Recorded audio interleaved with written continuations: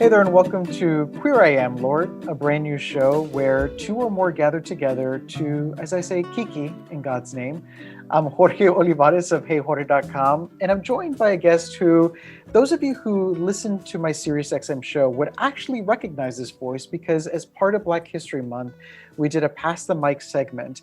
And I passed the mic to somebody who's a part of the Vine and Fig community, Zinzi Nev Geen. And she had a conversation with other Black queer Catholics about what this moment all means. And one of those voices was Blake Johnson. And I'm glad that Blake and I are connected on social media because when I announced the launch of this podcast and that I was doing this project, Blake reached out and said, I'm here. I'd love to talk about my experience. And I'm glad that he's willing to do it because, as I mentioned to him before we got started, there aren't many openly gay or openly queer Black Catholics out there. And I think there's something about living in that intersection of race, of sexuality, of spirituality that could be very important for us to learn more about. So I'm excited to welcome Blake to the program to talk about what this life has been like and what this journey has been like, because as we found out, he is a convert to Catholicism.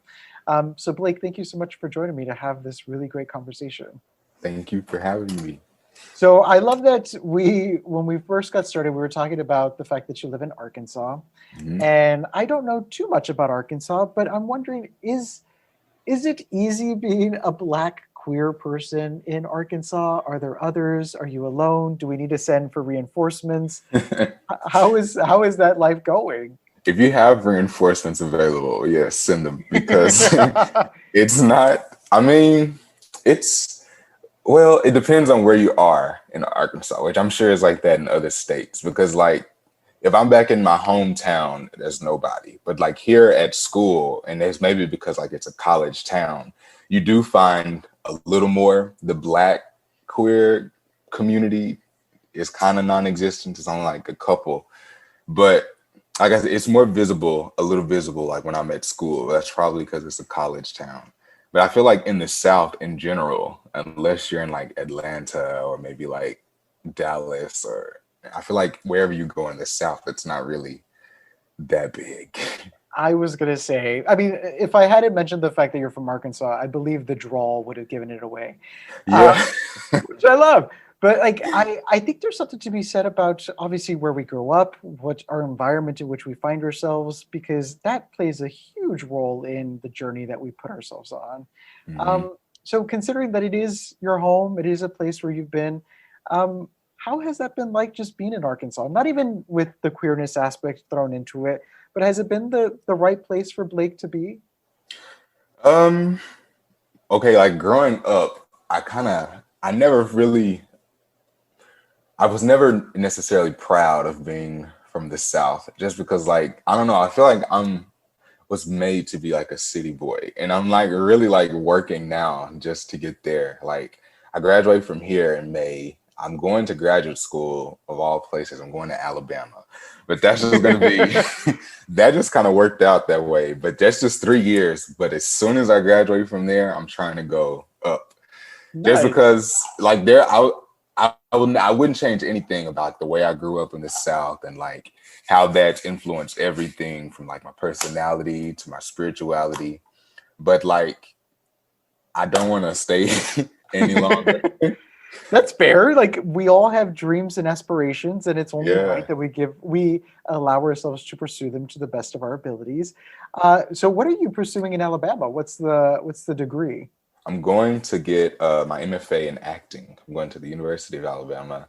It's MFA acting program. Nice, good for you. Thank you. I love the idea of talking to performers because I think there's something about being an artist, being a creative person, where it might be a little bit easier to navigate queerness because, for the Yeah. most part, a lot of people in these spaces are also queer.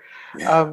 Has that been the case for you, where it's been a little bit easier to understand it because it's not like it's hard to find other queer creatives?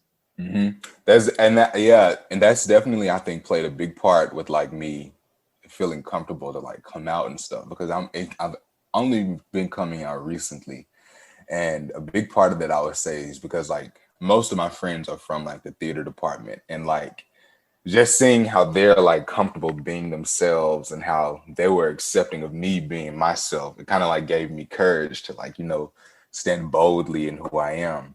And like even like going to Alabama, and that's something I was kind of worried about.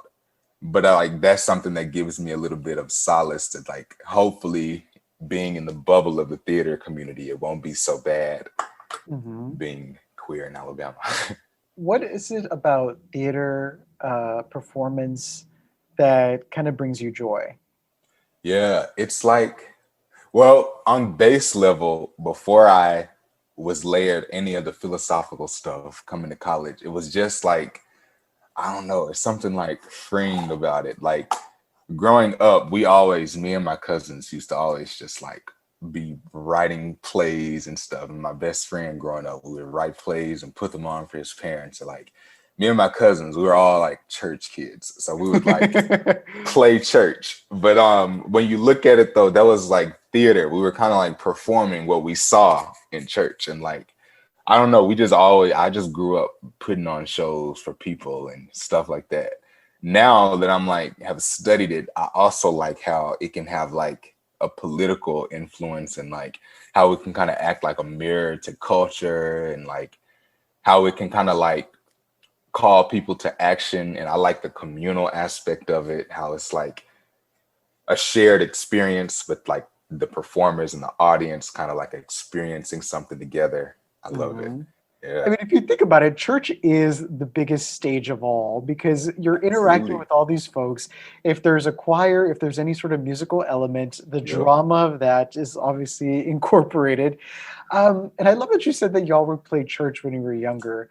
And I did mention that you are a convert to Catholicism. So what church did you grow up in and kind of what did that experience all look like? Yeah, so I grew up Pentecostal, Black Pentecostals, because I think that's an important distinction. And it was like I don't know if I want to say typical, but like I feel like it's what people think of when they think of like African American churches with the gospel music and clapping hands and shouting and the exuberant services. And I loved it. I loved everything about it. It still plays a big part in my spirituality today, even after I converted. And do you want me to talk about that? Yes, please. Yeah. Okay. So like I grew up Pentecostal and I loved it and everything about it. But there was always at the same time, I've always been very curious about things. And I feel like the Pentecostal church would only let you be curious to a certain extent. Like, for example, I would want to know about the origins of things. And now I started getting into like history and stuff. I was like, okay, so like, when did the Pentecostal church start? And like, I saw, it only started in like 1901. It's like, okay, what about people before then? Were they not Pentecostals? And I grew up in the Pentecostal church where they were like, we are it, if they're not in this crowd, if it's not this God, there is no other God. Yes. And like, so, but I was like, okay, but like, there's generations of people before us. You mean to tell me they're all wrong? And like, what about the Bible? Where did that come from? Like, did God like stick his finger down and write the Bible? Some of them I'm sure genuinely believed that, but like, they wouldn't let you ask those kind of questions. You would be discouraged from asking those kind of questions. So like, I've always kind of flirted because like I went to elementary, like first and second grade, like a Lutheran school. And so I was kind of exposed to like liturgical style worship. So I was always kind of interested in that and flirted with that just throughout my life. And when I came to college, my freshman year for the first time, I kind of was separated from like my family and everything. And I was kind of able to like break down everything I believed for myself. And I was like, do I actually think this? And like, I started digging into the Catholic Church and just like the history and the worship style and the liturgy and the traditions. And I was like, I really like this. And I like texted and I had the usual hangups for Protestants. I was like, okay, I like this, but you're not going to get me to pray to Mary and not gonna give me to believe in purgatory. But then I started doing research, and I found these RCIA videos on YouTube, and I was just like hour-long videos, like 7, and I just like went through all of them. You binged watched RCIA videos. Okay. Yes, I was Interesting. very curious, and he like busted all of the like misconceptions I had. And so I was like, wow. Then the final blow, I watched, the EWTN show, The Journey Home. I watched The Journey Home. It was this Pentecostal guy who converted to Catholicism. And I was just like, there's nothing else. And I really am interested in doing this. So I like texted my mom and I was like, would you be mad if I like became Catholic? And she was like, no, it's your choice. And the rest is history. Well, look at that. Look at mom being supportive in that way. Yeah. I kind of love that because I think when you grow up in these religions, and Catholic is very much a part of this too. Mm-hmm. Like parents and older generations are so all about the religion that even the idea of like straying away just for a little bit is like the biggest sin you could ever commit. Yeah. So I love the fact that your mom was just like, sure, do it. Yeah. Do what you're going to do. See what works for you. Right. And like that's obviously the kind of encouragement that anybody would want at a particular time where they're seeking help and guidance. Yeah. It was definitely, now some of the older members did they were a little hesitant. Like my grandmother, for example, nobody was like mean about it or anything, but she was a little hesitant, like, what, Catholic, why do you want to do that? Like I remember one time, because I joined before I was like driving, and I was like, hey grandma, you want to give me a ride to mass? She thought I was joking, and I didn't want to like push it because it was new, and like I sat there like, are you gonna take me to mass? Until it was like I was gonna be late, and she was like, oh, you were serious? And I was like, yeah. So like to some of the older members of my family, it was kind of like they were kind of hesitant to accept it, but I just kind of kept on doing me, going, and they kind of got over it. Well, kind of to that idea about having somebody take you to mass, like the understanding is everybody else in your family is still part of the Pentecostal church. Yep. So you were going to mass by yourself and we're happy about that? Yeah. Yeah. It kind of made, I don't know, it did get a little lonely sometimes. Like on Sundays, my mom and dad and my sister would go to their church, and then I would go to my church. I would get home earlier than them, and I would just kind of be like by myself. And then they come later like, oh, hey, how was church? It did get a little weird, especially because I grew up, we all go into church together, and it kind of changed with us going separate. But it kind of made where like, it was kind of, I had like this spiritual independence. It's like, this is mine. I believe this not because, and it was important for me too, because like, I believe this not because anyone told me I had to, but because I actually do. And it was kind of like mine. There's a beautiful part about that, like the choices and the elections we make in order to pursue what we think is right for us. Mm-hmm. So choosing Catholicism, choosing to be a part of a church that fits your needs, even if it doesn't fit the greater needs of the Johnson family. Right.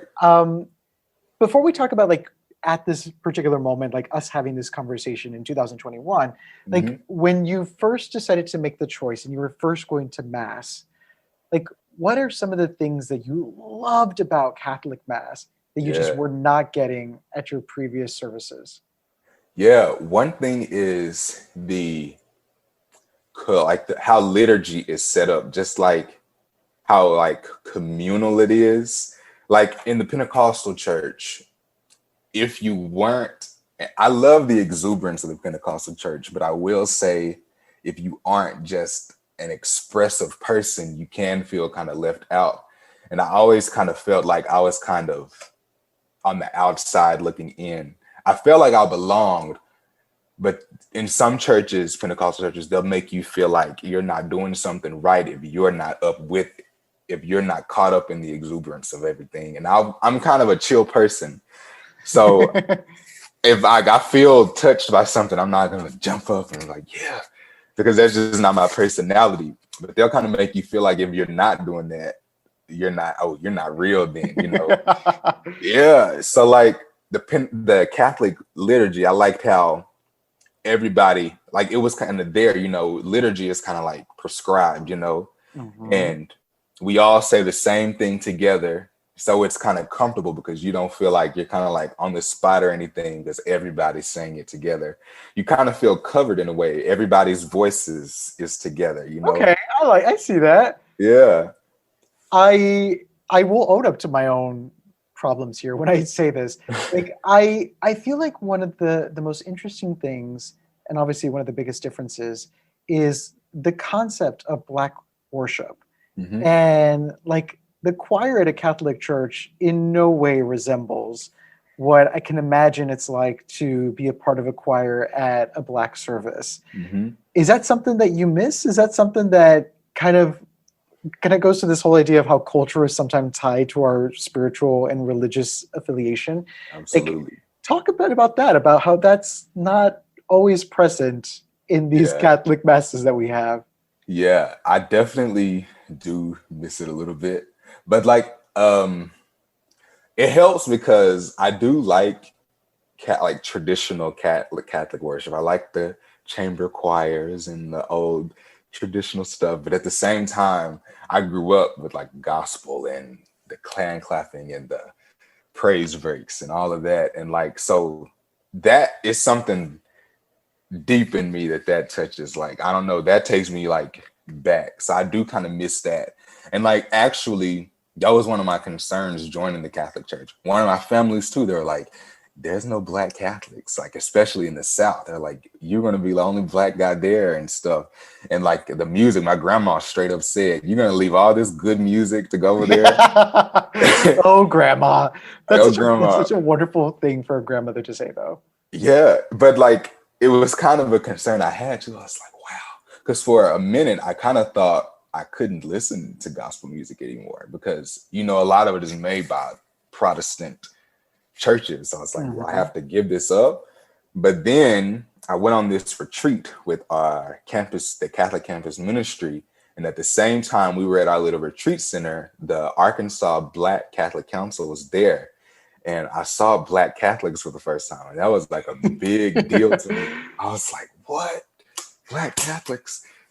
I think it's so funny because like the notion of like seeing yourself represented, and it's not even like right now in the Yeah. context of queerness, it's in the Mhm. context of just religion and like, oh my God, there's another Black Catholic. Hey, like, oh my Yes. God, I see you. Yes. And, but then I can imagine, because we just kind of talked about it at the beginning, adding the additional layer of like, okay, but which one of y'all is also queer?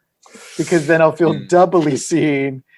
Um, but before we get to that, I want to talk about, because this is my own ignorance, and I'm Mhm. hoping if you can kind of enlighten me a bit. Mhm. What were some of your understandings about religion's take on sexuality based off of how you grew up in the church? Yeah. Like, was it open to the idea of you possibly being quote unquote different? Um, and like, how has that shifted now that you're a part of another church? Hmm. Well, the Pentecostal church where I grew up, it's kind of like, no, I would say it's different from the Catholic Church's take on sexuality and different. I would say it's a little bit harsher because, at least where I grew up, there are some Pentecostals who believe queer people are like possessed. Like they think it's like demons and stuff Oh to my be queer. gosh. And they like legit, they think like before they take you to conversion therapy, they'll try to have like an exorcism or something. It's Dang. yeah, yeah. And some of that is rooted and like just being different. I would say there is a strain in Black churches of like it's kind of patriarchal, which like Henry Louis Gates just did a documentary on the Black church recently, and he talked about that. And I think it's interesting how he broke that down and like why that is. But I definitely grew up seeing all of that. And as I was converting to the Catholic Church at the time, which like I was going through RSA in 2016 and joined the church in 2017, at that time I wasn't necessarily like accepting of myself yet. Like I hadn't even came out to myself yet. I wasn't like accepting of myself yet. So I knew the Catholic Church, what they taught about sexuality, but I kind of like was like, okay, I kind of like in the back of my head, I was like, okay, this doesn't line up with you. But I was like, oh, whatever, I'll just do it anyway. And I'll just, kind of like how I was in the Pentecostal church. It was really complicated at that time, just with like, yeah. But I love that you went in feet first and were like, I'm going to do it anyway. I don't care. This is kind of my desires. And if it aligns with my sexual desires, okay. If it doesn't, all right. Like, you got to do what's good for you at that moment. And what was good for you was joining the Catholic Church, because even right now when us talking, and I hope that people can get a chance to even hear it through your voice. I get a chance to see it because we're having this conversation via Zoom. But you have such a joy to your voice. And like, even you talking about your experience, you just seem so happy about this decision. And I'm assuming that's the case, right? That you don't have any regrets whatsoever about kind of making the choice to hop over to this side. Yeah. I don't know. I don't have any regrets, but I am in an interesting spot. And I feel like this may be because I am in the South, and generally Catholics here tend to be more conservative. And, you kind of feel left out and isolated sometimes in Catholic circles here. And I'm in a place now because like, I'm now very like I'm coming out and I'm accepting of myself, and I'm kind of bold about it now. I'm not willing to. Back then, I was more willing to hide and suppress things about myself. Now I'm not willing to compromise as much. So I'm at a crossroads right now where I'm like, where does that leave me in relation to the church? And like, but at the same time, hearing like, well, first of all, communities like Vine and Fig, and seeing that you're not the only one. There are people out there who are queer and Catholic and know that the two aren't contradictory to each other. Hearing you talk about how like in like New York, you were like in LGBTQ ministries and stuff. I'm like, well, see that makes me not want to just drop it, But then at the same time, like I was just on Twitter today, they just passed the Equality Act. Yes. And the USCCB on their Twitter is like just 2 hours ago breaking down why it's like wrong and divisive. And one of the things they said was like very transphobic. And I'm just like, wow. It's like, why do you have to be that way? There's no reason for y'all to be this way. Does it change anything? No. Right. Like, right. Why do you have to blow things out of proportion for the sake of adhering to something that not many people still agree to? That's frustrating. That is so frustrating. But I love that you have talked about finding community. As I mentioned at the top of this conversation, there are other Black queer Catholics who you've been in conversation with, who you've had a chance to meet. What has that been like? Just finding your tribe and like understanding that there's somebody else. Granted, I'm sure some of them might have also been converts. Some of them might have also grown up in the church. And so those experiences might be a little bit different. But to be able to see each other on the same level because of the same things that you have in common, I can imagine that that's such a wonderful way to go about this new territory. Yeah, it's nice because like in the conversation with Zinzi, it was like, I don't know, it's like you don't feel as lonely anymore. Like even within the Vine and Fig community, there's not a lot of people of color, at least not visibly anyway, especially like Black people. But it's nice to know now that like they're there, and you have somebody there who understands you. And it's also nice to know when there's other people in the world like you, because you don't feel crazy when you start to feel left out, or like you see something that's like problematic and you're like, should I be offended by this? Or when you have somebody there to relate to you, be like, oh yeah, so you thought the same thing, I want to ask, because we did also talk about how you are pursuing your MFA when you go to Alabama. Are there things that you've seen on television, movies, that you thought were a little aligned with how you feel in your skin, that you kind of found as helpful in terms of exploring what your sexuality or even your spirituality actually were? Yeah, not much. Well, okay, not in movies. I will say, because there's not a lot of Black queer representation in media. But like in the theater, for example, though, there has been places where I've seen myself. Like there's a play by Terrell Alvin McCraney called Choir Boy. And that's spirituality, because he was like a church boy. He was queer, but he was like picked on for it because he wasn't like, he didn't fit in with all the other boys. He wasn't the traditional masculine type. And I kind of saw myself in that. In Moonlight, for example, I was gonna say, because he's the guy who wrote Moonlight. Yeah, I was kind of hesitant to say Moonlight because I feel like, dang, that's like all we got, though. It seems like that's all we got. Oh, but that's such a good movie, and it's such a good way to introduce those of us who have never lived that experience to see. Granted, it is specific to this one particular character, but it does open the window to interpretations that a lot of us haven't had a chance to see. Yes, and it's like so telling of just like the Black queer experience and like growing up in the African American community and what that's like, with the challenges that are already there just being Black. It's like throw queer on top of that, and what does that look like? I think Moonlight, I was excited. I was excited to like some of my white queer friends to show that to them. It's like this is what it's like right here. This is it. Oh, that's so cute. Yeah. So like, is your desire, and I don't mean to put you on the spot because I think there's always been a conversation when it comes to entertainment and acting about like, if you're somebody who identifies as queer and you're a performer, if you only have a desire to do queer roles, but then in doing that, it helps with representation. Like, what is your ultimate goal with pursuing acting and having this just education behind you? Yeah, I definitely am very interested in like telling stories of people who don't get celebrated as often. Like, because here at now my undergraduate studies, I actually double major in theater and African American studies. Yeah. And I'm also writing a little bit. So I'm into playwriting and maybe eventually screenwriting. And like just like Black history in general, I think now I'm so obsessed with like learning about like Black queer pioneers because I never heard about them before. I feel like if I would have knew these people existed years ago, I wouldn't have went through as much as the inner struggle that I did. Because I don't know, it's just something about having historical figures to look up to, people in the past.